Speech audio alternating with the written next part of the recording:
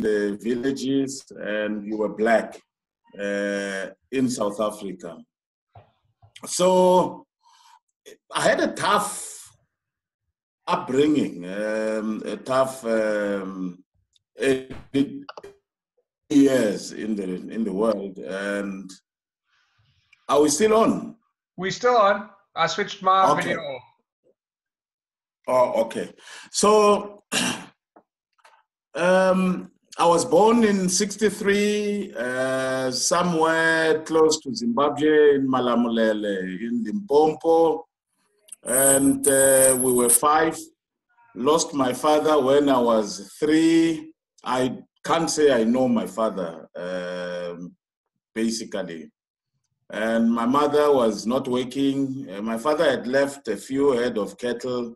So my mother was quite smart to preserve the cattle and sort of breed in a sense, but sell maybe 1 head every year at the beginning of the year to get us to school. So I happened to be bright. During my school years, I was promoted twice, overtook about 3 of my siblings. And because I was promoted twice, I got to matric when I was only 16 and a half, touching 17. But my mother gave me the shock of my life because she said she can't take me to tertiary schooling because she had to push the 3 siblings I'd overtaken and also help my elder brother who was doing teaching at the time.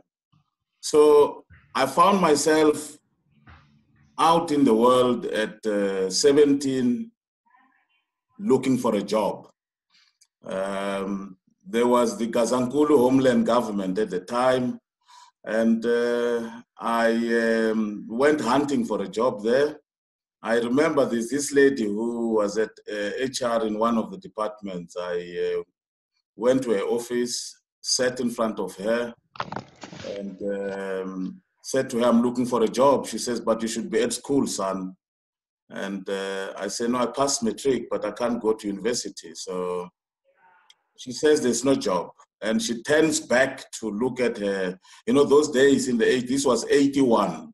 So those days, the computers were those noisy typewriters. So she turns back, a typewriter was behind her. So she started typing. But I couldn't gather the strength to stand up and leave her office. So after 5 minutes or so, when she turned back, tears were rolling down my cheeks. And she says, are you still here, son? I say, I couldn't answer her. So she says, wait. She leaves and she comes back. She says, you can start work tomorrow. And only later did I know that she went to speak to the DG at the time. They were called secretaries. So I started work in 81. Fortunately, they had a program where they would take public servants to the university for 6 months and you come back to work for another 6 months. So I saw an opportunity in that and I enrolled. From 1982, I took up a diploma in administration. So I did it 82, 83, 84. I graduated in that cum laude. But the good story about what happened with that also was that, well, the one part I would like to mention also, because it also led to how I made a breakthrough in business. When I started work, I remember I was paid 191 rands a month. That was my salary in 81 when I started. And when I graduated in 84, they adjusted my salary to 400 rands a month.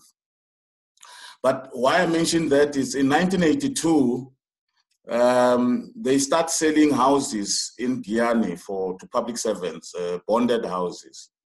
The Gazankulu Development Corporation starts selling houses. And I go back to the village where I came from, to my big brother, and said to him, I want to buy a house. It was 7,500, this house. He says to me, no, you're not buying a house in Tirhani. You see the spot in between those two rondavels. That's where you'll build your own rondavel. So I didn't tell him that I'll defy him, but I went back to Giyani and got a guy, Victor Mabunda, who shared the surname with me, and said to him, I need someone to co-sign, because those days you couldn't sign for a bond on your own if you were not 21. So I was 18 then, I think. So he co-signed with me and I bought the house. My installment was 81 rands, I think, or somewhere there, or 91, I can't remember, 82 rands, I think, yeah. So from the 191 rand salary, I was paying the 82 rands from 82. But I always had this, creative mind and inquisitive mind. So I would draw a plan of how I'll extend my house. And when I have the opportunity to travel to Polokwane, I would look at houses. And so I had this plan and I gave it to an architect. He just reduced it into a proper drawing. But the plan was there. It was my own design. So when I graduated the diploma in 84, and I was paid now 480. I extended my loan and extended my house by, I think the loan was extended by 17,000 or 13,000. And I enrolled also, fortunately, the University of Limpopo, which is now Limpopo, yeah, it was called University of the North then, had established a satellite campus in Giyani in 1985. And I was amongst the first people to join, and I enrolled for a degree measuring in economics and political science at the time. And there I did record time. There were 10 courses. I took 433, and I completed that record time in 1987. My house extension was twofold. So the first one was the 13,000. The second one, I think, was the 17. That's when I graduated the degree. They adjusted my salary again to around 800, and I extended now. I owed the bank 38,000 when the house was fully built. And in 1988, so I graduated 87. In 88, someone tells me teaching pays better than clerical. So I moved to teaching. And at the time, the pension funds for teaching and clerical were not the same. So there were two pension schemes. So I was paid 8,000 as my payout for the pension I'd accumulated from 81 to 87. I took the 8,000, bought a Corolla. I was the coolest man in town because very few cars had cars then. And I went to teaching, enrolled with UNISA for an HED diploma to qualify as a teacher. And 6 months into buying the car, I meet a guy who had a taxi, a 16-seater Toyota Hi-Ace. And I said to him, how did you get this? He says, no, I deposited it with 8,000. I said, oh, okay. Can I also get a line if I deposit one? He says, yeah. So I sell my Corolla to a pastor in the area for 8,500, take 8,000, deposit a 16-seater. And this is still in 88. And I then start the taxi business. And between then and 93, between 88 and 93, I had 4 taxis now. You know, the business had grown, the taxi business. The bad part of it is that because of my leadership qualities, I had become a leader in the taxi industry in our area. Can I kill that? Sorry. Please, please. I left it on. Okay, please.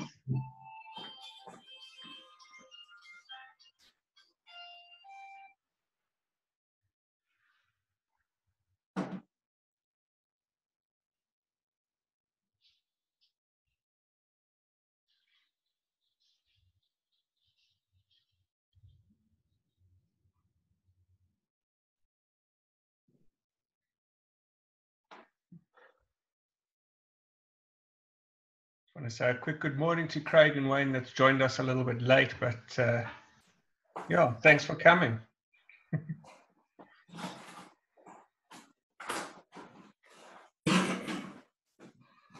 I'm sorry about that. Not a problem. Thanks, Tirhani. Yeah, so I'd become chairperson of the local taxi industry. To this day, it's called the Giyani Town Taxi Operators, a name that is ascribed to me.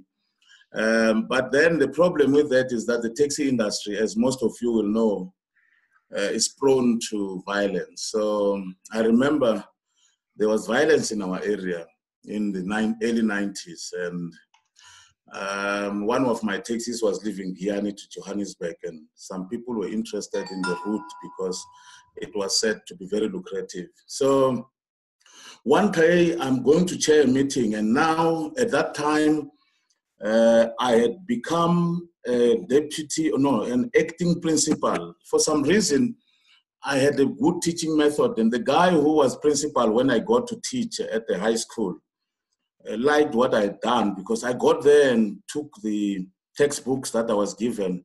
And for some reason, I said, no, but these textbooks will not help my children. So I came up with some creative ways of teaching the youngsters, and the principal, I'm sure, liked that. And when he was promoted into an inspector, he decides, I was 26 at the time, I think.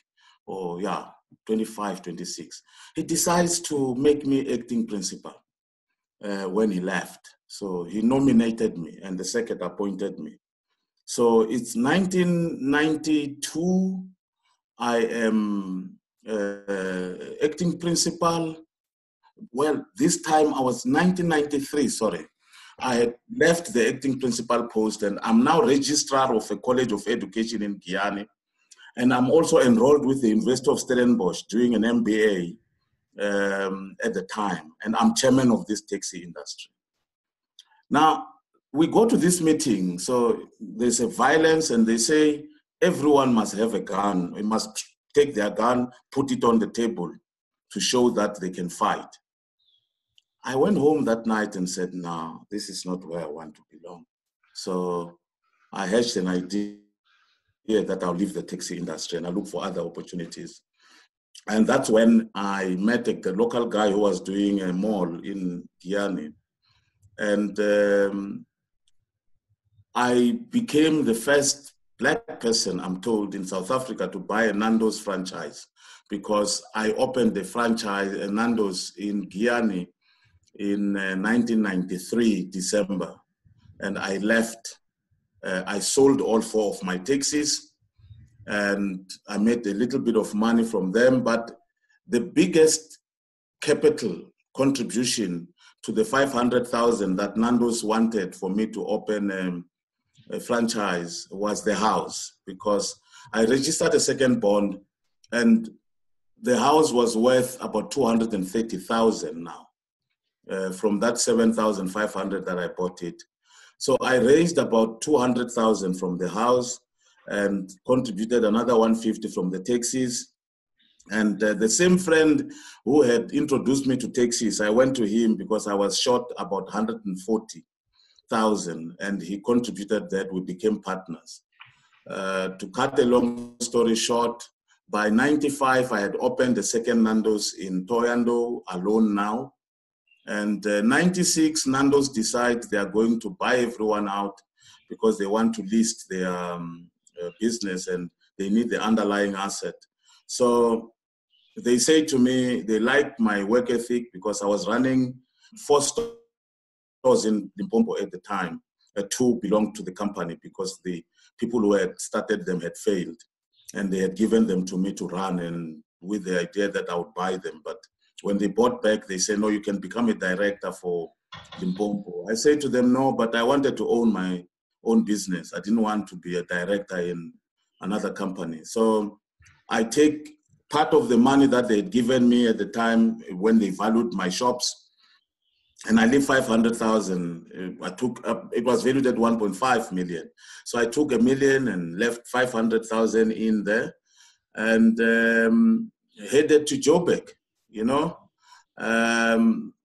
they had said the 500,000 will grow into 2.5 million within a year, because we listed at R1, and they said the shares will be 5 rands in no time. But The shares were 28 cents in no time. So I developed a very bad liking for the stock markets from that time. And I believe that I'll build my own businesses. So when I came to Joburg, I worked for a guy who we were directors together in the Development Corporation in Limpopo from 95 to 99.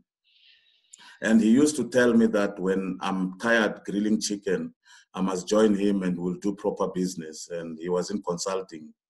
So I joined him, but our union lasted only for about 6 months. It wouldn't work. It just didn't work. So I left, or at the time I had started other businesses also, construction in particular. So I left, and with a guy who I had recruited into this business of the guy who had recruited me, I started Plus 94 Research in 98. This is a company that exists to this day. If you go to our website, Tirana Holdings, you will find there's about 15 companies that I started from the ground up, which exist to this day. In all, I must have established about 60 companies. Unfortunately, maybe 45 of them died, which is the norm in business. A lot of companies, startups particularly, die. So Plus 94 Research turned 20 this year in August. We celebrated its 20th anniversary. We, at this point, employ about 120 professionals. 30 of them, 25 of them are master's graduates, and the balance is honors and junior degrees, because, you know, in research, you can't take people who are less qualified to go and consult with clients who are some PhDs, you know. So, but we also have 300-seater call center, which we use to do our consulting work. And we have a reservoir, about 3,000 interviewers around the country who we call on when we need to do interviews or surveys. So that was the first substantial company that I established with a partner in 98. But by 2000, I was an executive director at the research company doing qualitative research. But by 2000, I was bored because this office work, you know, being in the office every time was not my thing. So I then told my partner that, no, I'm leaving, and I left indeed. And I left and started Tirhani Group Holdings as it's known today. At the time, it was consulting mainly, but because of the consulting, in 2001, I get a job to do the restructuring of the fleet, the yellow fleet of a government department in Mpumalanga, the public works. And it was 10 key. They then said, if I find that some of the assets will be non-core at the end of it, I must sell via auction. But I didn't have an auction, so I had to engage an auctioneer. I engaged this auctioneer. I do this project, my consulting part, for 18 months. And at the end of the 18 months, I bring the auctioneer. I earned, I think, about 1.8 million for the 2 years. This guy comes and he earns 2.5 million in the one day he came to do the auction. And I'm like, wow, this is a good job. He says, yeah, this is how we work. I said, oh, okay, you know what? I will invite you each time I do auction. I have projects if they require disposal of assets so that you can sell. I then took a chance. There was a tender with government, Gauteng government, and tendered. And I got a 3-year contract. So this guy was coming to sell. And by the third auction, one guy at the department says, but you are fronting. We gave the contract to you and you're bringing these guys to come and auction here. And I said to them, okay, I went to the company and said, can I buy shares so that I don't fund? They said, no, we're not selling. So I said, you know what? From the next auction, I'll do it myself. They said, but how are you going to do it? I said, well, watch me.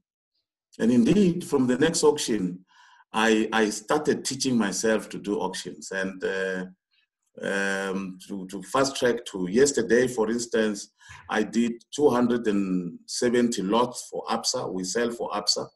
I did 270 lots for ABSA. In the old days, I would do 100 lots from 10 o'clock until 5. But the 300 lots, the 270 lots yesterday, I was averaging, because we're walking to each car, I was averaging about 45 minutes a car. That's how fast I've become in doing auctions, speaking fast. So I've studied in America extensively the auctions part. I've been a chairperson of the South African Auctioneers Association. And I never stopped studying part-time.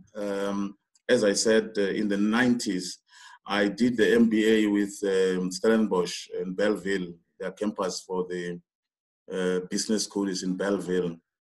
But I couldn't do when I passed the coursework, it was in 93, and I opened the first Nandos. Then I opened the second one in 95, and I had 4 others. And you know, the retail fast food business is so hectic. I couldn't do my research work for the 10 years that they'd given me, and it lapsed. But I enrolled for a PhD in 2009 and only finished it in 2017, unfortunately, but I did finish it. And it's in small business. Now, what I found from having established so many businesses is that startups don't work as well.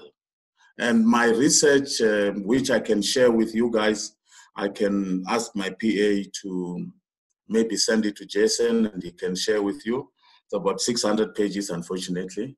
So what I found is that startups don't work not because there's no demand for the businesses that the people who start new businesses establish, but because they don't know how to run a business. I'll give a quick example before I start concluding so we can get into our discussion. You take a hairdresser, a very good hairdresser who works in someone else's salon. And he then decide one day, you know what? This guy's an idiot. I'm going to open mine and I'll do well. Then he opens his. And he does it without having applied his mind to what it means to open the business. But when he opens it, all of a sudden he realizes that firstly, the job that he loves doing, which is doing people's hair, he no longer can't do it anymore.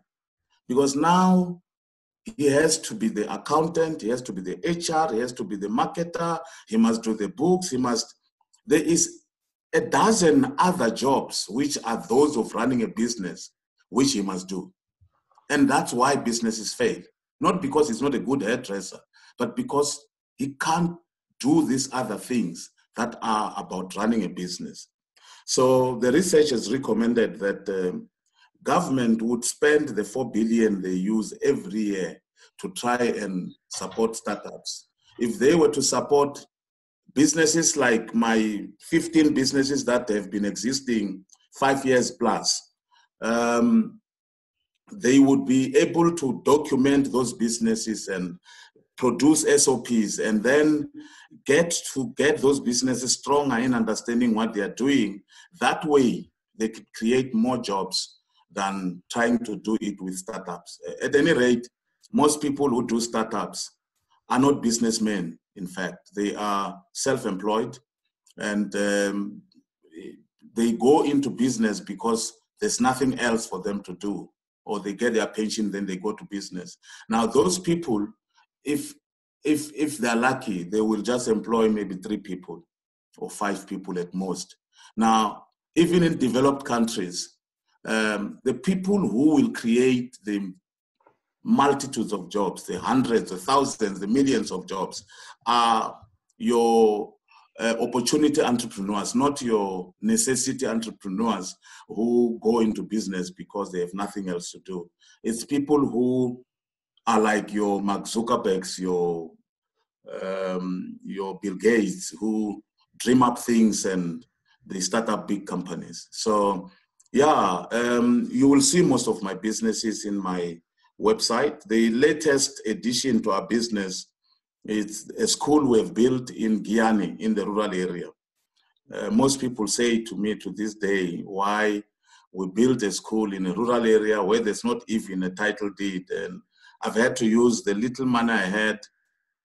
My daughter, who is in the States now studying there, once asked me, but so some of the guys who work for my companies, they would come to my house in Aston Martins and Porsches, and I don't have those. So she says to me, but why does this guy call you boss when you don't have an Aston Martin and he has one, and he calls you boss? So I said to her, it's his choice. And so she says to me, last year when I graduated the PhD, we were at the school.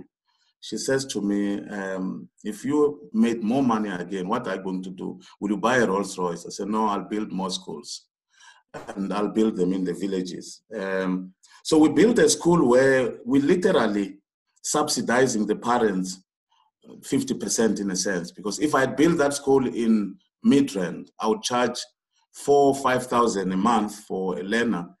But where we've built it, we can only charge 1.5, average is 1.7 per learner. So, but the facilities are world class. They are as good as your Rodin or whatever. So, yeah, I think I'll pause there, Jason. I think I've spent the 20 minutes you wanted me to spend, and you guys then can engage in a discussion. But maybe in closing, I can just say that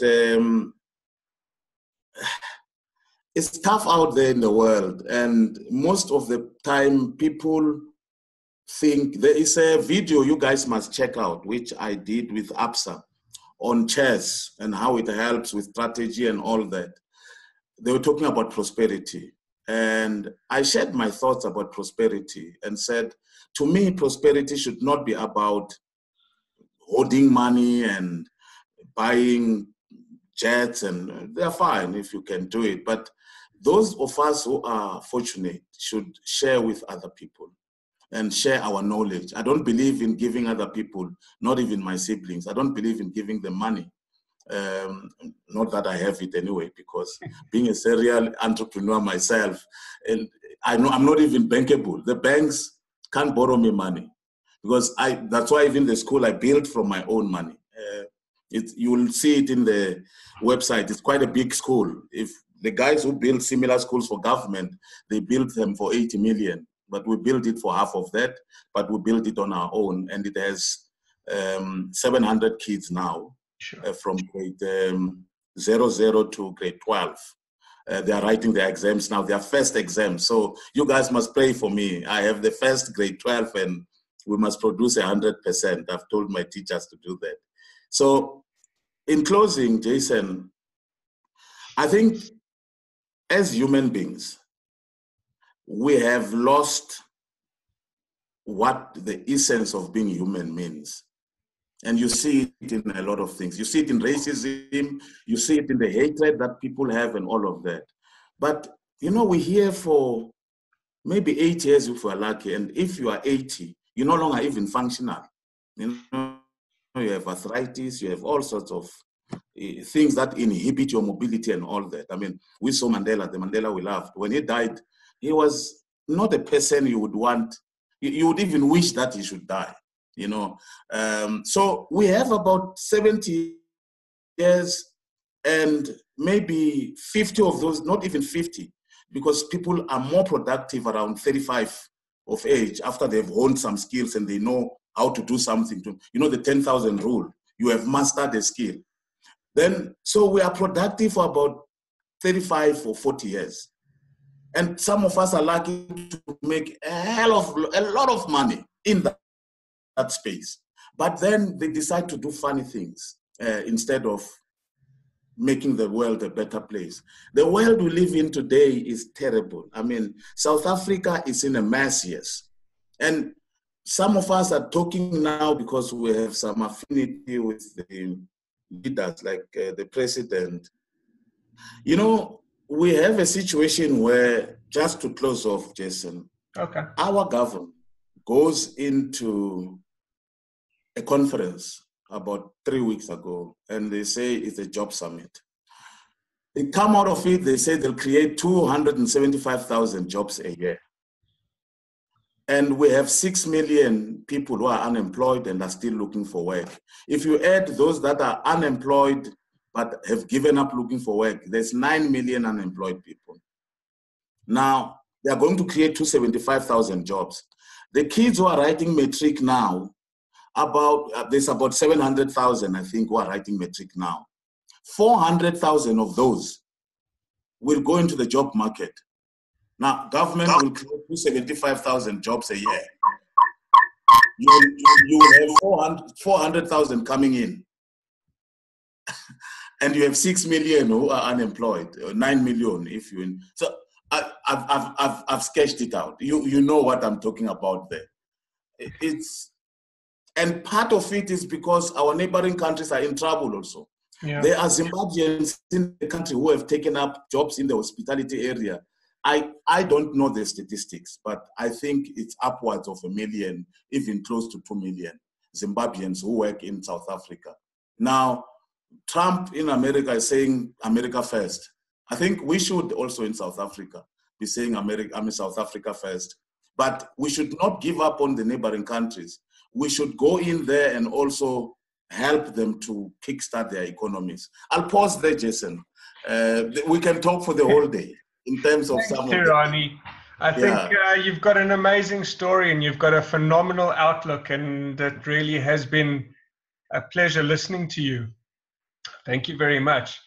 I want to open the floor to a couple questions. I know that you have spoken briefly, but my question to you would be, I've got a group here, there's 12, it keeps changing, 12 to 15 participants, all of them with an entrepreneurial mind. And currently some are in corporates and there are quite a few are actually running their own little businesses. And if you're talking about employment and getting more, and growing the economy and growing the employment, you got to build your business first. What little bit of advice could you give us to say, all right, well, let's not be one of those, how many, did you have 35, 40 companies that failed? Let's build the companies so that they actually work, so that we can employ more people. What would you say? I know you said you got to go and understand the business that you're running, understand the fact that the job that you love is going to entail needing other people. You're going to need assistance with your bookkeeping, and you're going to need assistance with the marketing and all of that, so you can focus on your job. But how would you say you get the courage to just go and try and open up your business so that you can help create opportunities for others? My advice would be, don't go into business to make money. Yes, your business must be viable, but don't go into it to make money. Money comes on its own. Follow your passion and do things that you can do, be dedicated and committed in, and do them passionately, such that you don't get burnout. Or because if you go into it to make money, that's where most people get it wrong, because then you make the money and you'll apply it into wrong things. I think the first thing would be discover what your strengths are. You know, what are you good at? What are the things that you were made for?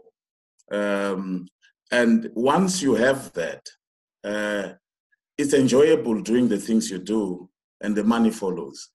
Obviously, you will need to have technical skills. I mean, there are 3 things that are important in succeeding in anything. You must have the talent, which is where the passion comes in. Knowledge is the things that you can be taught. Skills are things that the way you do things. So skills and knowledge you can always acquire. But if you go into areas where you don't have any passion, you will be the most miserable person. Those are the people you were talking about when you asked me to come and talk to your group, who are always negative. You know, they see the wrong things. But the people who are engaged, it's like a car. If you're driving a manual car and maybe there's a problem with the gearbox, when you put one, it kicks it out. That car will not go anywhere. Yeah. So once you are engaged, you won't even see the negativity around you because you're engaged in the thing you're doing. Yes, definitely. Engaged in what you love in the business. But I'm not talking a hobby. I'm not talking a hobby. I'm saying if you are fortunate to get involved in a business that engages you, then you are the luckiest person in the world. I agree with that. Thank you. So there's a question that's come up from Alan. He says, what are the signs that you look for to make a decision to say, well, all right, you're running this business, it's not working, and cut it before it actually destroys you? Because you can keep throwing money at businesses and you will eventually go under if you don't cut off the bad. That's the most, you know, taking from the first question, if you're passionate about something, unfortunately, you get blinded into thinking that it will turn around. And it's very difficult to disengage in something that because the lines are also blurred slightly in the sense that it also becomes a bit of a hobby. You never cut off from a hobby in a sense. Now, but Alan makes a very good point.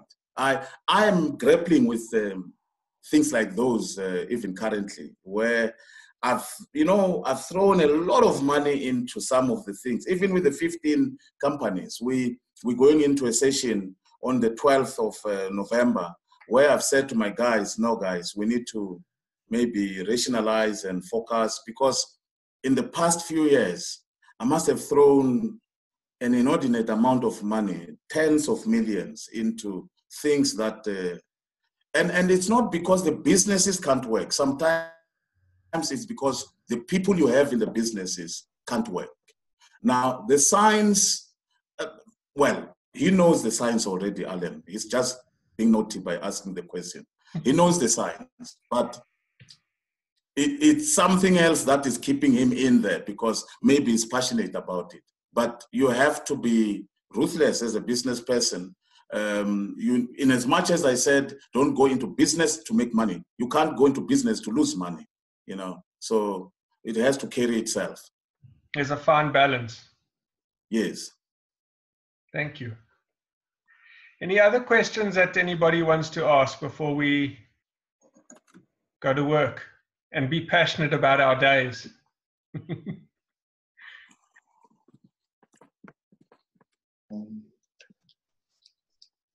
Hi, I don't know if you can hear me. I can hear you. Okay, great. I love your outlook. It's so refreshing, and it's what this country really needs. And I like to think that I follow a lot of what it is that you, on a much smaller scale than you've created. But how, you've got currently around 15 companies, and you say you about 40 or 45 that have failed. Yes. So I love what I do. I'm passionate about it. And as you say, I don't work for the money, and like to think I follow the same sort of principles. How do you, though, 45 companies that, obviously you very cleverly said, I do know when to cut it. So I've gone into many ventures and have learned to cut it. It's not always that easy, but how do you move on? 45, gone 15, that's cutting it off, moving on.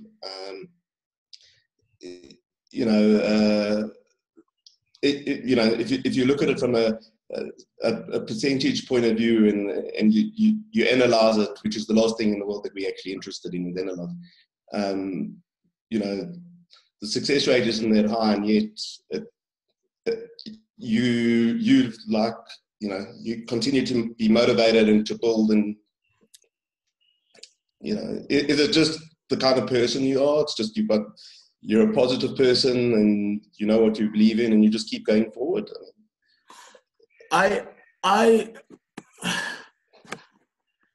If you look also in the statement in our website up front, we say we're not about money, we're about impact. I have a deep belief that those of us who are fortunate should help others, as I said in my opening comments. And what I've done is my business is create a lot of jobs, and that's what motivates me. And now with the schools, and I think in terms of the rationalization now, I have identified about 4 or 5 companies that we will need to focus a lot on. And one of them is the schools. And even in the schools, we don't make a lot of profits. We make enough we will make enough in terms of the model to repay the capital so that it can be used to build other schools. If in the next 20 years, which I think I'm 55 now, I'll be 75 in 20 years, if I can add 50 more schools or whatever number in the villages where they can be sustainable, I would be very happy, because you help other youngsters to also, because our education system is terrible. So in terms of your question, it hinges a lot on passion. And you see, our lives are driven by, it's not about how much money will you make, it's what is your purpose in life? And if most people can answer that, it would eliminate a lot of this nonsense where racism creeps in. I see you as a white person, you see me as black, and all of this nonsense. If you can only answer one question, what is your purpose? Because all the other things you do aid you in fulfilling your purpose. So I don't know if that answers you, Alan, because that's what it's about. Obviously, in doing that, you can't go under because you're pumping money into things that don't work. They have to work. But if they do work, like the model I use with the many companies, I can't open a company unless I have a jockey who is also going to co-own. So in all the businesses I have, and I get it wrong sometimes. I'm in a battle now with the guy I opened the school with, who was supposed to run the school, but he turned out not to be able to. And now we are locked in court. I'm trying to get him out. I got a principal now who is, switched on and is doing the right thing. But this guy was not the right guy. And without engaging people at the ownership level, you can never make it work, because human beings have got some minds of their own. And if they are not settled, they're not engaged where they are, they'll always be wandering and looking to go elsewhere. And you can't build anything with people like those. So if you're going to run multiple things, you also have to think of the model you'll use to do it. And you will always get it wrong, unfortunately. So you definitely answered. So that's the thing, is by going into different businesses, if you're going into the same businesses again and again, then I'd assume you have built up partnerships. So if you in construction, for instance, you'd have a builder that you know and trust and does the work properly. You'd have an electrician, you'd have a plumber, and you know that your building will get done right because you've worked with them before and they've got a track record. But for instance, the schools, like you said, you're going into schools and you need to have the right principle. And then what happens if you don't have the right principle? So exactly. Yeah. So, but diversifying into different businesses, and you're not aware of all of those intricacies until you do it, and then end up in court like you are. But I didn't end up in court because of that. It's just that how do you select a person, Alan? No, 100%. Yeah. Exactly. So at face value, someone may look okay, and then. But the guy that I'm talking about fell short on the knowledge and the skills part. I'm not sure even about the talent. So maybe he fell short on all three. but I didn't use a robust enough tool to check all of those, you know. Sometimes we get fooled as people. Apparently, he used to produce results in the area. So I then said, no, this guy produces results, but he was copying. I didn't know he was copying. He's a criminal. Yeah. Thank you. Thank you so much for your time and your input. You've been lovely. Thank you. Thanks, Alan. Yeah. Thanks, Tirhani. Has anybody else got a question before we call it a day? We've got about 5 minutes left.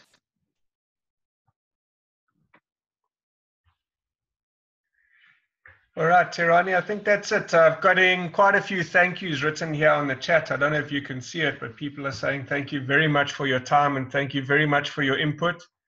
I think one of my biggest takeaways is to start off with your purpose. Find out exactly what you are passionate about and follow that rather than chasing endless amount of money. So follow your passion and the business will be built as long as you do it cautiously and correctly. And that will lead you where you want to go. So again, I'm getting some more thank yous and just wishing you all the best and a fantastic day. We were going to have a market update.